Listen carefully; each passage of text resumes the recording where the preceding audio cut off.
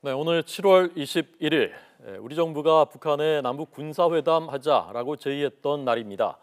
북한은 오늘까지 응답을 하지 않았습니다. 강정규 기자 나오십시오. 네, 국방부입니다. 네, 국방부가 오늘 다시 입장을 발표했다고요? 네, 그렇습니다. 지난 17일에는 서주석 국방부 차관이 직접 나서 남북 군사회담을 제안했는데 오늘 발표는 문상균 국방부 대변인이 맡았습니다. 문 대변인은 북한이 우리 정부의 대화 제의에 응하지 않아서 사실상 오늘 회담을 열기 어려워졌다며 북측에 호응을 촉구했습니다. 문 대변인의 발표 내용 한번 들어보시죠. 북측은 현재까지 입장을 밝히지 않고 있으며 이에 따라 오늘 회담이 열리는 것은 사실상 어려워졌습니다. 북측이 조속히 우리의 제안에 호응할 것을 다시 한번 촉구합니다.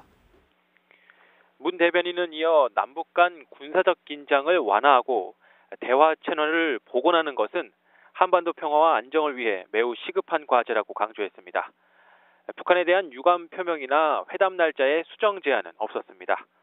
앞서 지난 17일 우리 정부는 오늘 판문점 북측 지역 통일각에서 남북 군사 당국 회담을 열자고 북한에 제안했지만 북한은 끝내 응답하지 않았습니다. 네, 그날 17일 날 우리가 군사회담하고 이산가족 상봉위한 적십자회담 함께 제안했었는데 적십자회담 어떻게 되고 있습니까? 네, 당초 남북 군사회담은 적십자회담에 비해 성사 가능성이 높은 것으로 전망됐습니다. 북한 입장에서도 대북 전단 살포나 확성기 방송 중단 등을 논의할 수 있는 기회이기 때문입니다. 지난해 5월에 열린 7차 당대회에서는 김정은이 직접 나서 남북 군사회담을 요구하기도 했는데요.